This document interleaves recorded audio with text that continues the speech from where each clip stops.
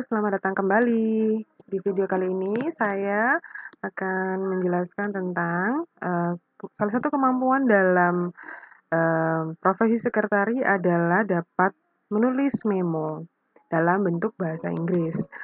Nah, di sini saya akan menjelaskan apa itu memo. Mari kita simak bersama-sama. Memo dalam bahasa Inggris itu asal katanya dari memori atau ingatan. Jadi, memo itu fungsinya adalah untuk mengingatkan. Memo sendiri singkatan dari memorandum. Adalah bentuk surat menyurat yang stylenya atau gayanya adalah business oriented, yakni sudah barang tentu adalah formal. Nah, gaya memo ini baik atau cocok digunakan antar kantor atau antar pegawai. More informal tone and organization than a letter. Jadi, memo ini meskipun bahasa yang digunakan tetap formal, tapi gayanya masih dikategorikan sebagai informal. Kenapa? Karena isinya yang singkat dan bentuknya tidak terlalu lengkap seperti korespondensi dalam surat menyurat yang lain ya. Memo umumnya digunakan untuk menyediakan atau menanyakan informasi, digunakan to provide or ask for information, artinya adalah untuk menyediakan atau bertanya tentang satu informasi. Announce a new policy, mengumumkan satu bentuk kebijakan atau pengumuman baru. Update on personal transfer, jadi untuk bisa memberitahu pegawai atau divisi bahwa ada pegawai yang dipindah. Or for any other internal issues atau masalah-masalah internal yang lainnya.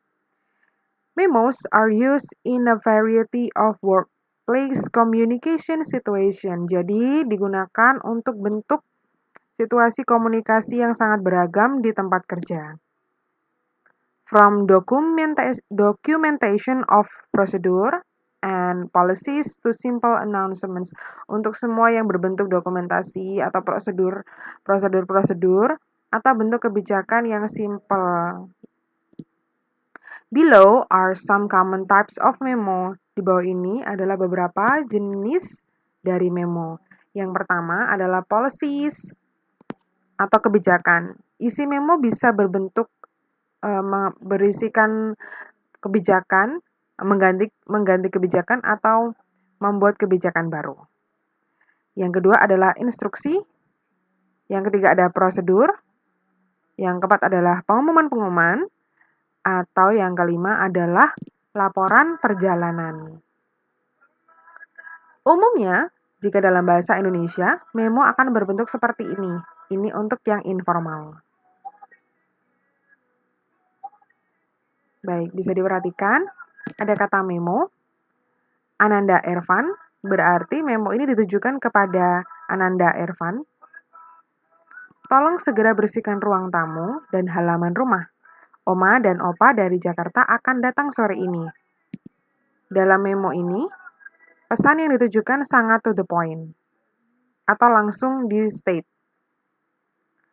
Kalimat kedua menunjukkan alasan kenapa harus membersihkan ruang tamu dan halaman rumah. Jadi, meskipun ini bentuknya informal, memo tetap berisi kalimat utama atau tujuan utama penulisan memo dan reason atau alasan kenapa harus melakukan aksi tersebut atau aktivitas tersebut. Surabaya, 1 Januari 2015, Tante Aleana. Jadi kapan memo ini ditulis dan dari siapa memo ini berasal atau ditulis ya. Jadi meskipun isinya itu informal, tetap menggunakan tone yang formal dan isinya sangat lengkap. Selanjutnya ada memo yang ditulis dalam ranah perkantoran atau business memo. Meskipun memo atau bentuknya pendek, kantor pasti memiliki atau Kantor atau organisasi itu memiliki format memo. Untuk bisa lebih terlihat formal, maka ada heading. Oke, kita perhatikan di situ setelah memo ada dari siapa memo itu ditulis atau berasal dari direktur utama. Apalagi direktur utama ya. Jadi heading itu cukup bisa dipertimbangkan dalam penulisan memo. Gitu. Untuk Kabak Gudang Sentral, Kepala Bagian Gudang Sentral. Perihal persediaan barang. Jadi dalam memo ini lengkap penulisan line dari, untuk, dan perihalnya. Perihal itu berupa subjek nanti. Dalam bahasa Inggris disebut dengan subjek atau re. Laporkan segera persediaan barang per 1 Mei 2014 sebagai bahan rapat direksi tanggal 14 Mei 2014. Terima kasih. Jadi, meskipun hanya satu line, cukup jelas perintahnya adalah untuk segera melaporkan persediaan barang dan alasan kenapa harus melakukan pelaporan. Surabaya, 30 April 2014, tertanda Ervan Aldis, MSI. Begitu. Jadi meskipun memo sangat singkat, berisi bagian-bagiannya lengkap. Selanjutnya, saya akan menjelaskan di sini ada beberapa ulasan bahasa Inggris yang mungkin teman-teman harus pahami. Element of an effective memo. An effective memo harus berisi 4 hal. Grabs the reader's attention. Harus memberikan kesan bahwa memo ini penting. Jadi harus menangkap perhatian dari pembaca.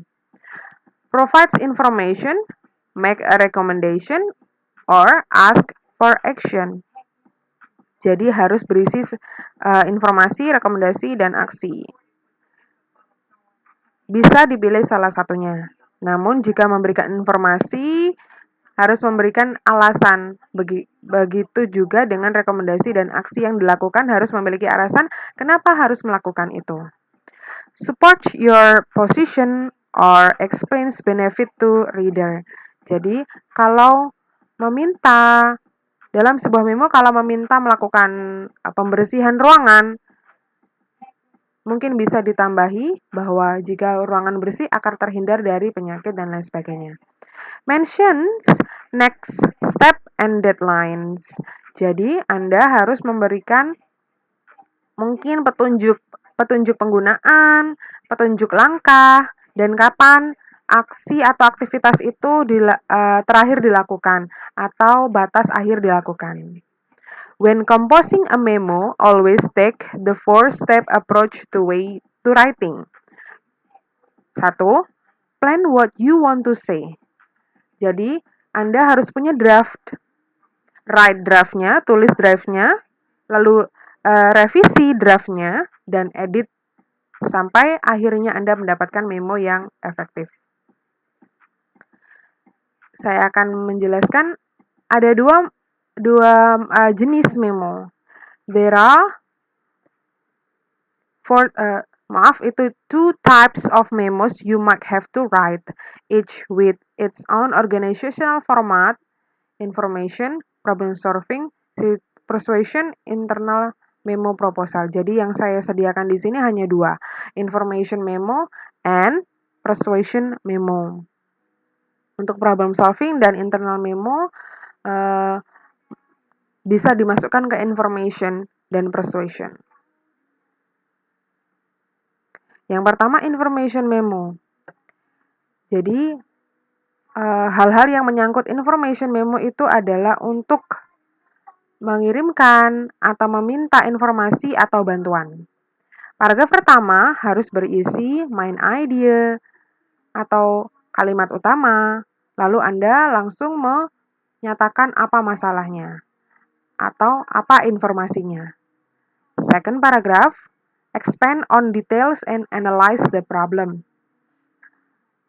Jadi Anda perlu menjelaskan secara detail apa yang menjadi permasalahan atau informasi yang Anda bagikan. Lalu analisa masalah yang ada dalam informasi tersebut. Third paragraph outlines the action required problem solving memo.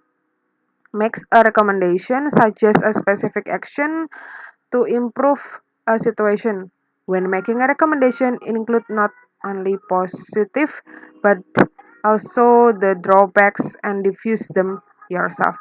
Jadi dalam satu ulasan Anda bisa memberikan beberapa pilihan ketika Anda menjumpai problem. Anda bisa memberikan rekomendasi. Jadi apa yang akan Anda dapatkan dari rekomendasi Anda? Include not only the positive detail but also the drawbacks and diffuse them yourself. Jadi ketika Anda memberikan rekomendasi dan informasi, maka sampaikan juga apa positif feedback yang akan Anda dapatkan.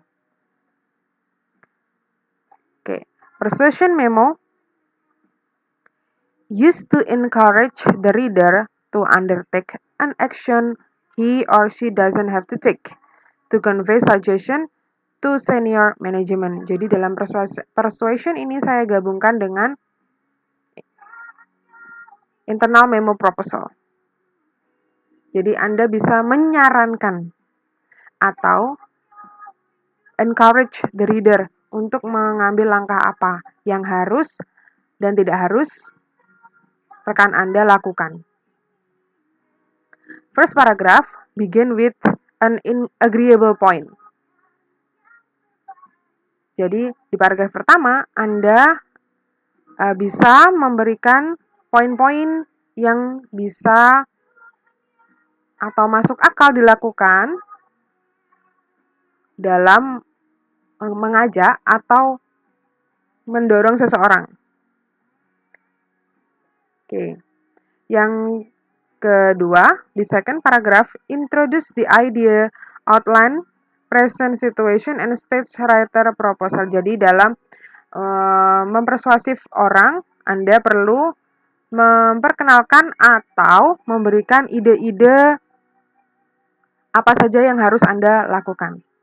The third paragraph states benefit to the reader. Describe advantages. Jadi di paragraf ketiga, Anda bisa memberikan atau menjelaskan keuntungan apa saja yang akan didapatkan dari langkah persuasif itu. Paragraf 4 adalah paparkan juga langkah-langkah apa saja yang harus dilakukan. Paragraf terakhir ends with a call to action. Internal memo proposal ends with a call to action. Jadi langkah terakhir adalah untuk memfollow up apakah memo proposal tadi diterima atau tidak, atau secara persuasif langkah Anda sudah positif atau belum harus di follow up. Itu persuasion memo. Ini jenis ini yang sering digunakan ya information, ya. Untuk persuasion ini sangat sekretarial sekali. Bagian-bagian memo. More informal in appearance and tone than a leader. Memo is set up in a special format. Jadi memo meskipun bentuknya informal dan gayanya juga sedikit berbeda. Namun memang fungsinya memang dibuat spesial karena bentuknya singkat. Tapi lebih dari itu, memo memiliki heading, list, tables, or paragraphs. Ya, mereka dibuat hanya untuk atau bertujuan memberikan kesan bahwa memo itu sangat singkat dan mudah untuk dibaca. Jadi di sini ada headings, list, tables, or paragraph are often used to make the information more readable. Jadi meskipun ada lines berupa heading atau kop, daftar pengirim untuk siapa dan dari mana, itu digunakan untuk sebagai informasi yang mudah untuk dibaca. All memos consist of two sections, the heading and the body. Jadi hampir semua memo memiliki dua bagian, kepala dan tubuh. The heading indicates who is writing, to whom, and why. Jadi kepala dari memo mengindikasikan siapa yang mengirim,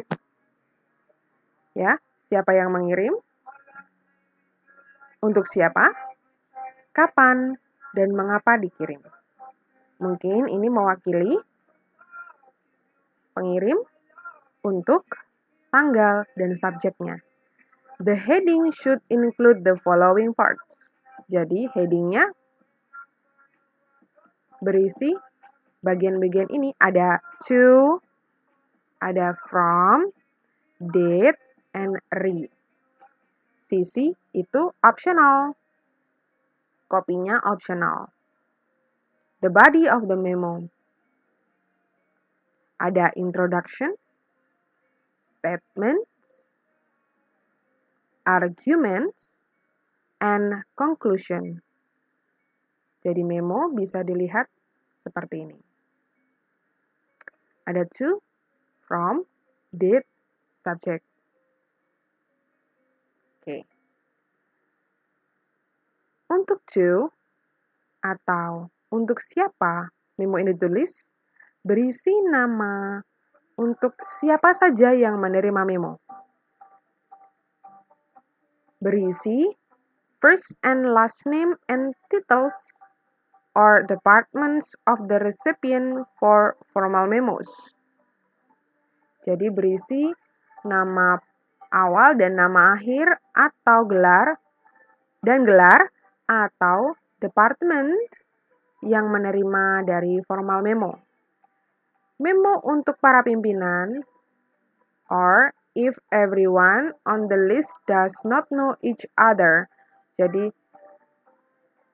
nama dan titelnya dan departemennya ditulis bagi formal memo untuk pimpinan, dan untuk orang-orang yang kita tidak tahu sebelumnya.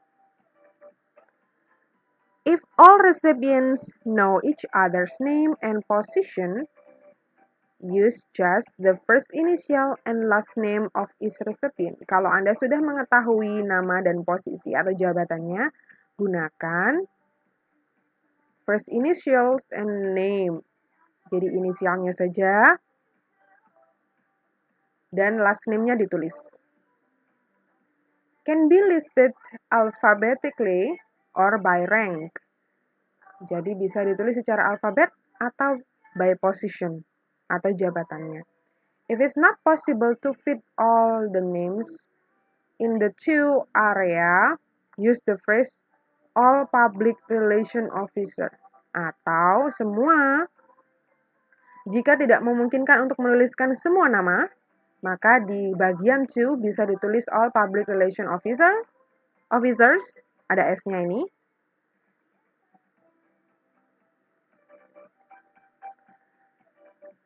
Atau the department.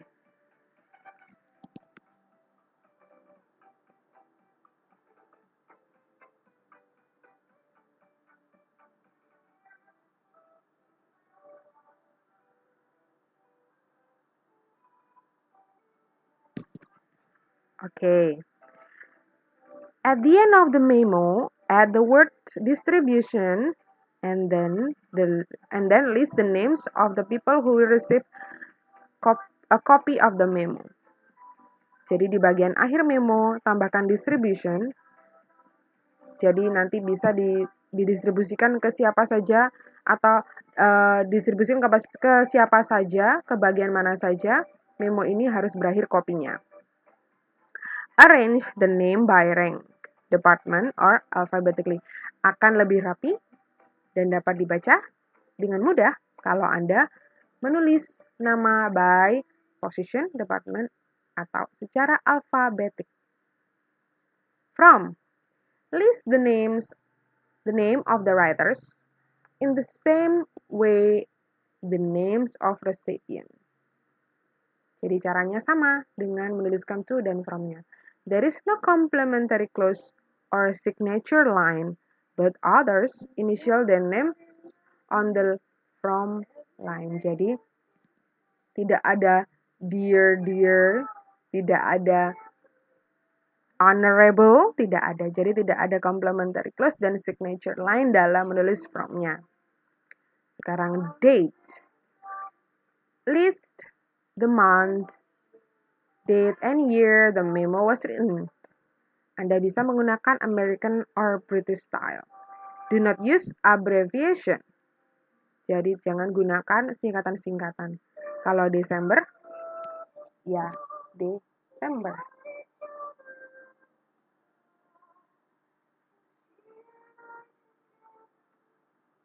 No, diisi. Avoid using numbers for months and days. Jadi jangan gunakan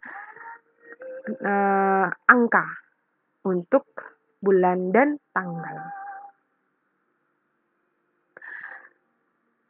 Kalau di sini avoid, maksudnya adalah hindari, bukan tidak mungkin menggunakan. Boleh-boleh saja. Ini opsi ya.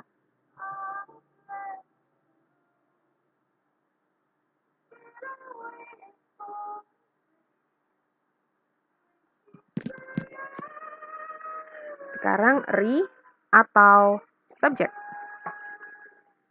Indicates the main subject of the letter. Jadi, indikasikan tentang apa, mohon maaf, ini harusnya memo. Indicates the main subject of the memo. Jadi, Anda berikan informasi singkat tentang apa memo ini. Should be as specific and concise as possible. Jadi, harus sesingkat dan spesifik mungkin. CC or C list those readers who should have a copy of the memo for their information or reference but are not expected to carry out the same action as the recipient listed to the two line. Misal, informasinya adalah tentang example. Misal, memonya tentang jalan sehat seluruh karyawan. Karena menyangkut karyawan, maka CC-nya harus ke HRD, Human Resources Department. Kenapa? Karena kalau ada perintah seluruh karyawan harus jalan sehat, maka HRD harus mengetahui bahwa di tanggal itu, di tanggal perintahnya, informasinya, HRD tahu bahwa karyawan akan jalan sehat. Begitu. CC can also be placed at the end of the memo below to the distribution list if used. Jadi, CC bisa ditempatkan di akhir memo di bawah ya, di distribution list jika dibutuhkan. Jadi, CC ini sifatnya optional. Kalau tidak membutuhkan copy, maka tidak perlu dibubuhkan CC-nya. The body of the memo.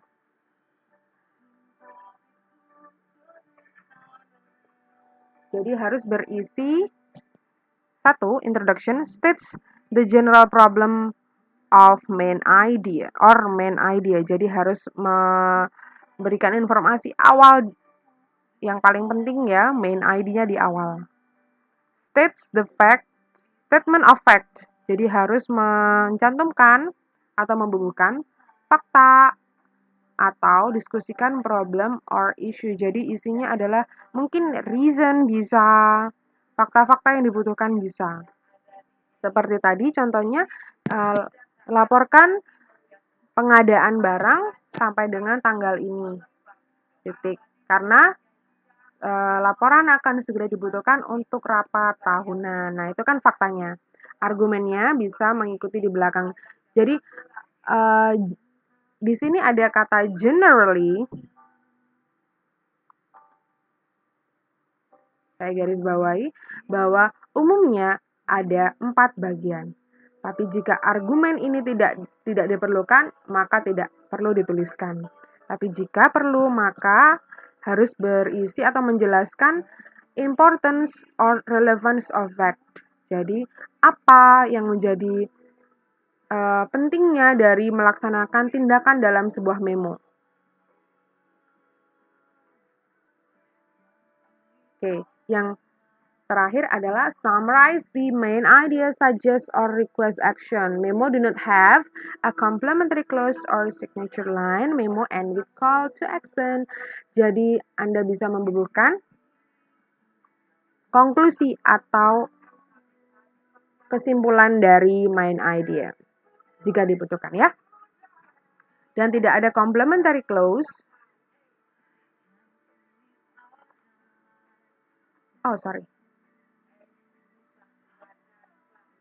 Tidak dibutuhkan complementary clause. Jadi memo juga berakhir dengan apa yang harus dilakukan. Mungkin bisa deadline.